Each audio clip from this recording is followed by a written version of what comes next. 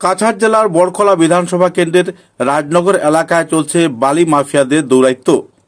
Police প্রশাসন, বন বিভাগ এবং জেলা প্রশাসন বিভাগকে বুড়ো আঙ্গুল দেখিয়ে দিনরাত চলছে বালির অবৈধ ব্যবসায়। মার খাচ্ছে সরকারের লক্ষ লক্ষ টাকার রাজস্ব। নদীগর্ভে বিলীন হচ্ছে বিপুল পরিমাণের ক্ষেতের জমি এবং আবাসিক এলাকার মাটি। অবৈধ বালি সরবরাহের জন্য পার্শ্ববর্তী পানি জল সরবরাহ প্রকল্পে দিনরাত পড়ছে ধুলো। আক্ষেপ নেই প্রশাসনের, নেই কোনো সুচারু ব্যবস্থা। প্রশাসন যেন ঠুঠু জগন্নাথ। বন বিভাগ অবৈধ সিন্ডিকেট থেকে প্রতি মাসে আয় করছে লক্ষ লক্ষ টাকার রাজস্ব, যাচ্ছে ভাড়ারে, পড়ছে ঘোড়ার ডিম। ভাড়ারে ঘোড়ার ডিম পড়ায় এলাকার নাগরিকদের মধ্যে তীব্র প্রতিক্রিয়া। উল্লেখযোগ্য, কোটি কোটি টাকা রাজস্ব মার খেলেও কেউ মুখ খুলছে না। বিষয়কে কেন্দ্র করে এলাকার ভুক্তভোগী নাগরিকেরা জেলা প্রশাসন, বন বিভাগ, রেঞ্জ অফিসার, বিট অফিসার তথা মুখ্যমন্ত্রী, বনমন্ত্রী সবাইকে লিখিত আবেদন জানানোর পরও সিন্ডিকেট রাজের বিরুদ্ধে কলকাঠি নাড়তে পারেননি ভুক্তভোগী নাগরিকেরা। কোন অজানা হাতছানিতে এক সিন্ডিকেট এই বন বিভাগ, জেলা প্রশাসন এবং অবৈধ বালি মাফিয়ারা দাপিয়ে বেড়াচ্ছে, সাধারণ নাগরিকদের কাছে এটা এখন একটা বিরাট প্রশ্নচিহ্ন। এলাকার নবীন প্রবীণ তথা সকল স্তরের নাগরিকদের দাবি, অতি সত্বর এলাকায় অবৈধভাবে এক্সকেভেটর দিয়ে বালি সরবরাহ এবং নদী খোদাইয়ের কাজ বন্ধ করতে হবে। অন্যথায় সাধারণ নাগরিকেরা সড়ক অবরোধ করবেন এবং বৃহত্তর আন্দোলনে নামবেন বলেও হুঙ্কার দেন। যারা বালি নেই, যার কারণে এই শহর আগে ও জায়গা তো আসলো, ও জায়গা থেকে আস্তে আস্তে আস্তে আস্তে বালি নেওয়ার কারণে 5-6 বছর থেকে কন্টিনিউ নিচে দিন আমি, যার কারণে বরাক নদী বাঙ্গিটা বর্তমানে মসজিদ রাস্তার থেকে মাত্র 5-6 মিটার ঢুকবো, কিন্তু মসজিদের এখানে নেওয়ার ট্রেন্ডির ভিতর সাইডে মসজিদ আর বার সাইডে বরাক নদী। কিন্তু ওই যে কমপ্লেন আমরা দেই, কিন্তু এখনো তো ফ্লাড কন্ট্রোলেও কোনো অ্যাকশন নেয় না, ফরেস্ট ডিপার্টমেন্টেও কোনো অ্যাকশন নেয় না। না নেওয়ার কারণে অনবরত এইটা জায়গা থেকে বাউস খেত হইতো, কিন্তু তারার কারণে এই জায়গা বেজান এখানে মাটি আরো আছিল, খাটিয়া খাটিয়া মাটি বেজান খাটিয়া গেছে। এটা বহুত বড় শহর আসলো, ও বাস পর্যন্ত এটা শহর আসলো। এই সাইড হিফার সারা বাংনি আসলো, কিন্তু এখন বড়িয়া হফার বরের ও সাইড বাঙ্গিয়া। মসজিদের তো কিনারো হয়ে গেছে, মসজিদের কিনারো, মসজিদ তো রাস্তার ভিতর সাইডে আর বার সাইডে নদী।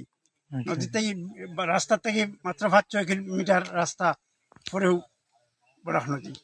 তার কারণে যতদিন এই কমপ্লেন, কোনো কমপ্লেন আমরা আপনার রিটার্ন কমপ্লেন তো দিছি, রিটার্ন কমপ্লেন দিছি, ডিসি বার প্রত্যেক বছর দিই, কিন্তু সিএম পর্যন্ত দেওয়ার বাদে কোনো কাম অ্যাকশন আয় না।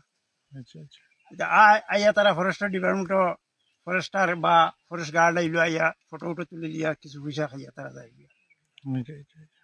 আজিরুদ্দিন বড় ভাইয়া, রাজনগর নিশ্চিন্তপুর বাড়ি। আমি নির্মাণ শ্রমিক ইউনিয়নের রাজনগর শাখার সেক্রেটারি।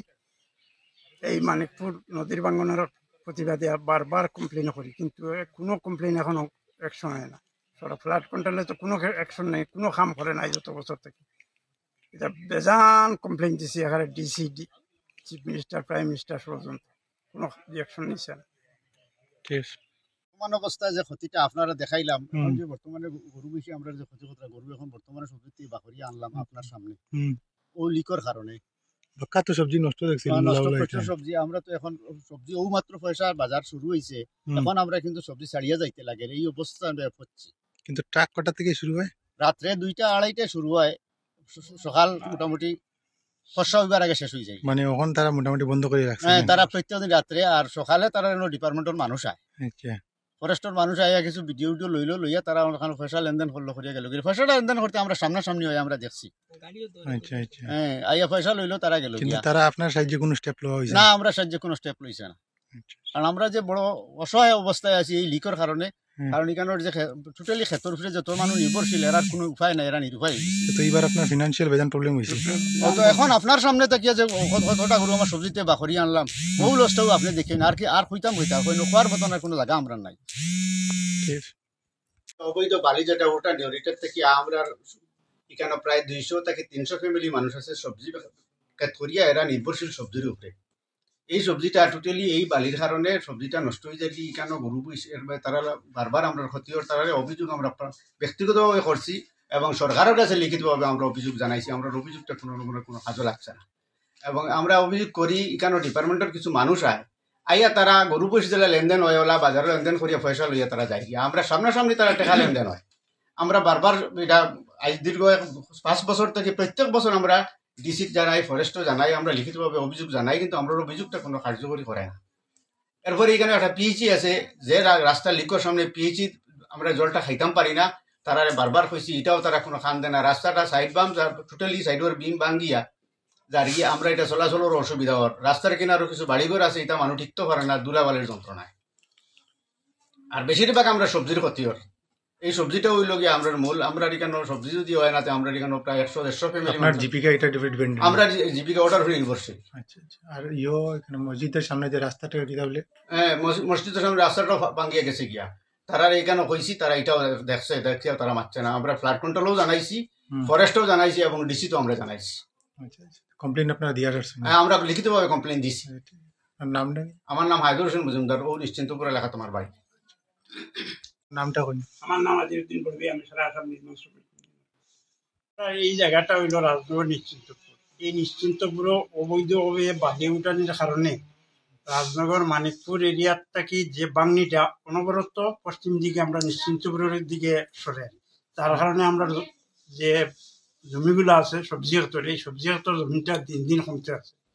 আগে যেভাবে নদীর চর অন্তত 1/2 কিলোমিটার জানি আসলো, এখন নামিয়ে আইসে নিচে, যার কারণে এই অবৈধভাবে তারা বালি তুলে, যার কারণে আমরা চরের মানুষের সবজি ক্ষেত করিয়া যে জীবিকা নির্বাহ করে। কিন্তু এখন দেখা যায় দিন দিন ক্ষতি হয়েছে, চরটা কমিতে আছে। কিন্তু এইসব কমপ্লেন বারবার আমরা দিছি, ফরেস্ট ডিপার্টমেন্টে দিছি, দেওয়ার বাদেও এটা কোনো কার্যকারী না। গাঠটাও টোটালি অবৈধ। গাঠ যেটা আছে এই গাঠে দিয়ে তারা তুলে না, যার দ্বারা মিনিট গিয়া তুলে। যার কারণে মানিকপুর মসজিদ আছে, নিশ্চিন্তপুর এন্ডিত ধরিলা, রাজনগর মানিকপুর এন্ডিত ধরে নিশ্চিন্তপুর মসজিদ হইয়া ধরিলা, মানিকপুর মসজিদ হবে বাংনিটা ধরে। এই বাংনিটার কারণে আমরা অতদিন থেকে কমপ্লেন দিই, কিন্তু ফরেস্টে কোনো কাগজ দেয় না। কয় বছর থেকে এই প্রবলেমটা ফেস করে? এটা 4 বছর, 4-5 বছর। 4-5 এর আগে 1 বছর হইল, কিন্তু গাঁৱৰ সারা মানুষে কমপ্লেন করলেন।